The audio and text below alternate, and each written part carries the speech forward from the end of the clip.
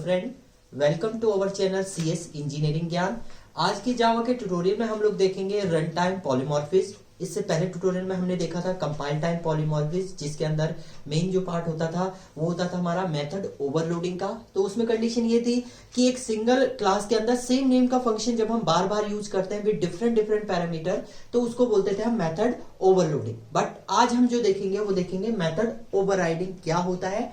तो method overriding की अगर हम बात करते हैं तो मेथड ओवरराइडिंग में ये होता है कि डिफरेंट डिफरेंट क्लास में जब हम सेम नेम का फंक्शन यूज करते हैं यूजिंग इनहेरिटेंस, तो वो कहलाता है आपका मेथड ओवरराइडिंग। एक सिंपल, इसको पहले हम थोड़ा सा समझते हैं फिर इसको प्रॉपर वे में देखेंगे। अगर मैं मेथड ओवरराइडिंग की बात करूं तो डिफरेंट डिफरेंट क्लास में, एक क्लास ये है हमारी, इसके अंदर हमने वॉइड कोई एक फंक्शन ले लिया, मान लो प्रिंट नाम का एक फंक्शन हमने यहां पर डिफाइन कर दिया, इसकी डेफिनेशन ये बता दी है।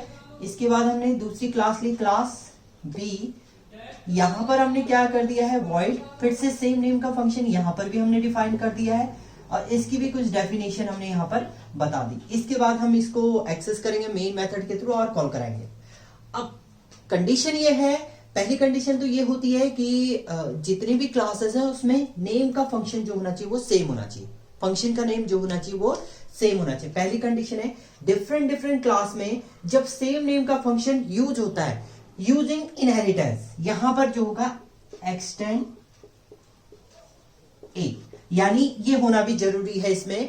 ऐसा अगर कोई फंक्शन हमें मिलता है तो उसको बोलते हैं मेथड ओवरराइडिंग या फंक्शन ओवरराइडिंग भी हम लोग इसको बोलते हैं। तो ये सिंपल डेफिनेशन होती है। सिंपल हमें ये समझना है कि डिफरेंट डिफरेंट क्लास में जब सेम नेम का फंक्शन यूज होता है using inheritance is called method overriding.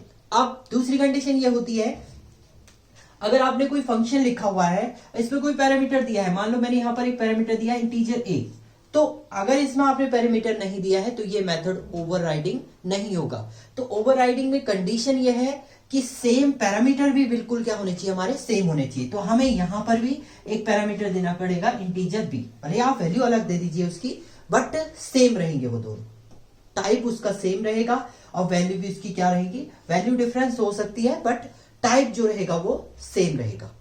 दूसरी कंडीशन ये भी हमारी होती है। तो इसमें तीन कंडीशन हमें याद रखनी है जब भी हम मेथड ओवरराइडिंग की बात करेंगे। तो पहली कंडीशन तो ये क्या है, क्लासेस डिफरेंट डिफरेंट होनी चाहिए, फंक्शन दोनों का सेम होना चाहिए, उसके अंदर पैरामीटर भी हमारे लगभग सेम होने चाहिए, उनका सीक्वेंस भी सेम होना चाहिए। अगर आपने यहां मान लो यहां पर आपने फ्लोट लिख दिया है, यहां पर आपने लिखा फ्लोट ए और यहां पर लिख दिया आपने इंट बी लिख दिया। अब मान लो यहां पर इंट बी लिखा है और यहां पर फ्लोट ए लिख दिया, तो ये सीक्वेंस गलत हो गया कि पहले आपका फ्लोट आ रहा है, यहां पर पहले इंट आ रहा है। तो सीक्वेंस भी हमारा क्या होना चाहिए, प्रॉपर वे में होना चाहिए। तो इस कंडीशन में तो ये रॉन्ग हो जाएगा। आउटपुट में जब हमारा प्रोग्राम रन होगा तो उस समय क्या दे देगा, ये एरर दे देगा। तो हमारा सीक्वेंस भी क्या होना चाहिए, सेम होना चाहिए। अगर यहां फ्लोट ए है तो यहां पर आप फ्लोट में बी लिख दीजिए, भले सीक्वेंस सेम होना चाहिए, float A and int B, ये आप लिखेंगे तो ये सीक्वेंस जो हो जाएगा वो प्रॉपर आपका मेथड ओवरराइडिंग काम करेगा। तो ये सिंपल ओवरव्यू आपका है। तो कंडीशन क्या क्या है, क्लासेस डिफरेंट होनी चाहिए, फंक्शन का नेम सेम होना चाहिए, तीसरी कंडीशन इसमें एक्सटेंड कीवर्ड भी आपका होना जरूरी है, इनहेरिटेंस होना जरूरी है। तो यही होता है आपका मेथड ओवरराइडिंग। तो इसे हम प्रॉपर तरीके से सिस्टम पे देखेंगे। यहां पर हमने थोड़ा सा थ्योरी ही देखी इसकी कि क्या कंडीशन होती है, तो इसको आप सिस्टम पे देखेंगे। Thank you friend.